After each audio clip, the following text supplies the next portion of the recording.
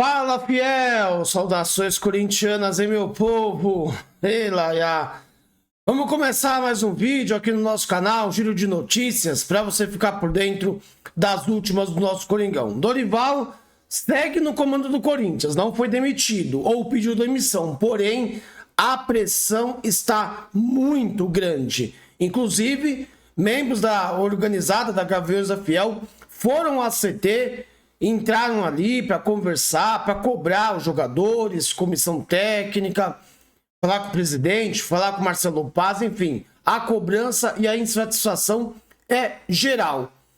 E o Caio César tá fora da Libertadores, da estreia, e não joga o derby.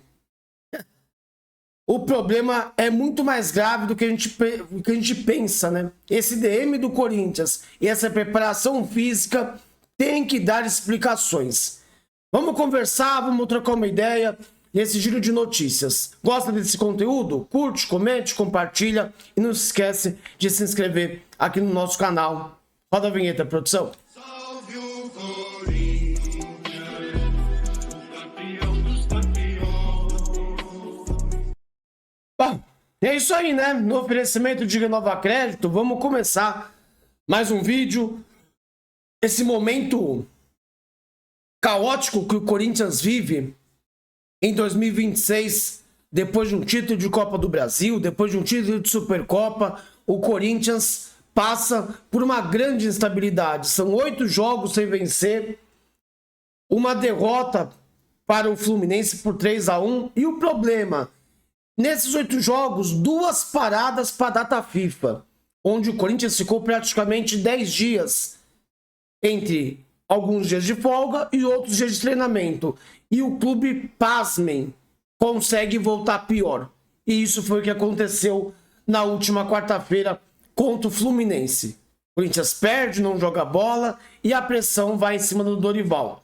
Porém, ele segue no cargo. Vou trazer informação para vocês da ESPN, através do jornalista Bruno Andrade, que o Corinthians reluta em demitir Dorival Júnior, porém a pressão aumenta, e eu vou falar, aumenta e muito.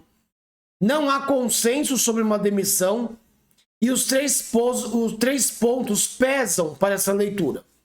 Pessoas ligadas ao dia a dia no CT avaliam que o trabalho feito durante a data FIFA foi, abre aspas, muito bom, fecha aspas. A expectativa da comissão técnica e dos líderes do elenco era de que fosse apresentada uma evolução contra o Fluminense, mas a derrota por 3-1 frustrou o vestiário alvinegro. Além disso, o Corinthians considera que o mercado de técnicos disponíveis está escasso. Abre aspas. Tem que ter paciência. Fecha aspas, disse uma fonte ao André Hernan da ESPN. Outro fator que pesa é o financeiro, já que a demissão de Dorival resultaria em um pagamento de multa rescisória equivalente a 3 salários. Nós sabemos que há sim essa dificuldade financeira, talvez por isso o Corinthians não tenha tomado uma atitude mais drástica, ou tê-lo demitido antes da data FIFA, ou demiti-lo após a derrota para o Fluminense. O mercado está escasso, concordo. O mercado nacional, os nomes que tem aí, nacional, não são tão melhores que o Dorival, que vive sim a sua pior fase no comando do Corinthians, talvez a sua pior fase como treinador de futebol. Mas só ele não é culpado. Os jogadores também. Vocês viram que na matéria que o André não ele explica, a expectativa era que o desempenho fosse melhor dos líderes do elenco. Por quê? O trabalho na data FIFA foi muito bom. Então calma aí. Se no treino tá tudo certo e no campo não tá, então é corpo mole para derrubar o técnico. Eu só consigo pensar nisso. Enfim, Dorival segue. Domingo tem uma final de campeonato. Se o Corinthians não ganhar domingo, eu acredito que o Dorival chega ao fim como treinador do Corinthians. Por quê? A cobrança tá geral. Inclusive, a Gaviões da Fiel foi no CT logo após a chegada do Rio de Janeiro para São Paulo e foram lá para conversar com os atletas, com a comissão técnica. Vamos ouvir o que o Alê, presidente dos Gaviões, falou, o que aconteceu nessa cobrança lá no CT do Dr. Joaquim Grava, com as imagens da central do Timão. A cobrança foi desde o presidente do Corinthians até o Dorival, cobramos sim o Dorival, de quem entender algumas escalações, algumas alterações, ele falou o lado dele, ele está pressionado sim, vamos ser hipócritas, está pressionado, precisa ganhar domingo, precisa ganhar bem domingo, precisa ganhar bem quinta-feira, precisa ganhar principalmente no outro domingo.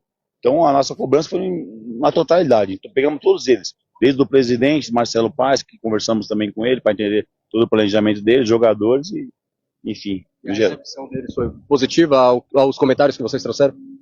No início aqui, para a gente chegar até eles, teve um certo, né, uma ideia mais calorosa, porque eles não esperavam que a gente ia entrar diretamente no campo, mas depois eles entenderam, porque a gente falou, toda vez que a gente vem aqui, é porque as coisas não estão indo bem, mano, tá ligado? Toda vez que a gente vem aqui não está indo bem.